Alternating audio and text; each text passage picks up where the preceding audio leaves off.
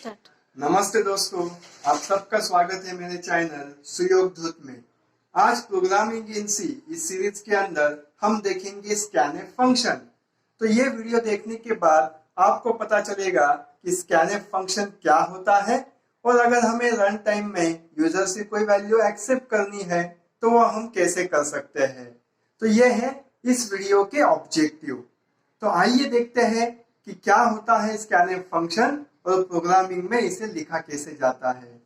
दोस्तों, scanf function एक input function है। It is used to accept input from user at run time. दोस्तों, बहुत सारे स्टूडेंट्स को ये चाहिए कि हम रन टाइम पे वैल्यू एंटर करेंगे और जो वैल्यू एंटर करेंगे उस पे ऑपरेशन परफॉर्म होने चाहिए। तो ये वैल्यू एक्सेप्ट कैसे करनी है? तो ये वैल्यू एक्सेप्ट करने के लिए दोस्तों आपको यूज करना है स्कैनएफ फंक्शन। तो स्कैनएफ फंक्शन एक इनपुट फंक्शन आएगा जिससे हम एक्सेप्ट करेंगे वैल्यू यूजर से। कहां पे? रन टाइम पे। तो जो स्कैनएफ फंक्शन है वो लिखा कैसे जाता है? तो अब आप रन टाइम पे वैल्यू एक्सेप्ट करोगे तो क्या क्या एक्सेप्ट करोगे?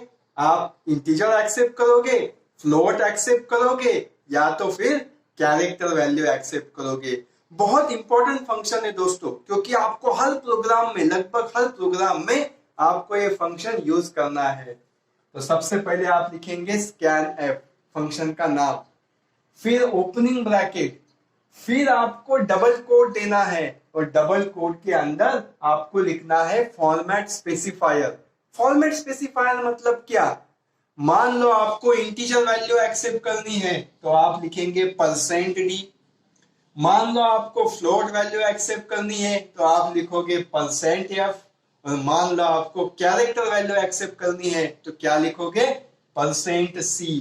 तो ये फॉर्मेट स्पेसिफायर यहाँ पे आपको स्पेसिफाई करना है और ये किस पे डिपेंड होगा? जो वैल्यू आपको एक्सेप्ट करनी है उस पे डिपेंड होगा।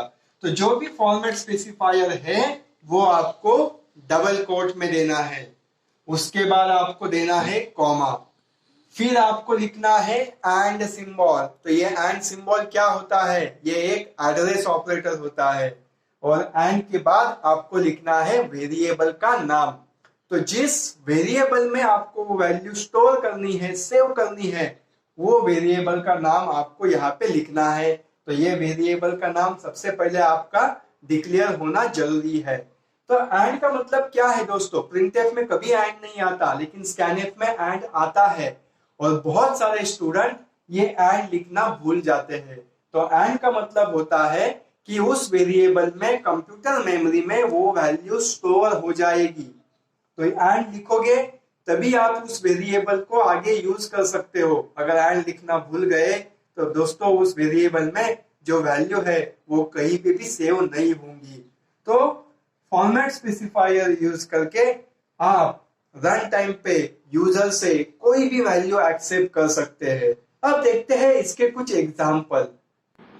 अब इस सी प्रोग्राम में हमने दो वेरिएबल डिक्लेयर किए, एक लिया इंट x और दूसरा लिया फ्लोट y। अब यहाँ पे यूज़र को बोला गया please enter any two numbers. अब इसको एक्सेप्ट करने के लिए मैंने दोनों नंबर एक ही स्कैनएफ फंक्शन में एक्सेप्ट कर लिए। तो आप सेपरेट स्कैनएफ फंक्शन भी लिख सकते हो। तो सबसे पहला नंबर मुझे इंटीजर का एक्सेप्ट करना है तो मैंने यूज़ किया %d।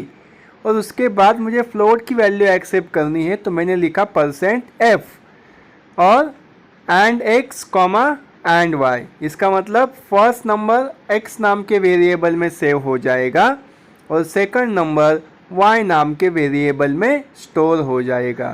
तो ऐसे आप स्कैनएफ फंक्शन यूज कर सकते हो। अब आपको समझ में आया होगा दोस्तों कि स्कैनएफ कितना इंपॉर्टेंट फंक्शन है सी प्रोग्रामिंग में, क्योंकि इनपुट लेना है तो हम स्कैनएफ ही यूज करेंगे और जो भी वैल्यू आपको एक्सेप्ट करनी है तो उसके लिए अलग अलग फॉर्मेट स्पेसिफायर दिए गए हैं। इसका यूज करके और सिंटैक्स का यूज करके अब आप प्रोग्रामिंग में अलग अलग वैल्यूज एक्सेप्ट कर सकते हो।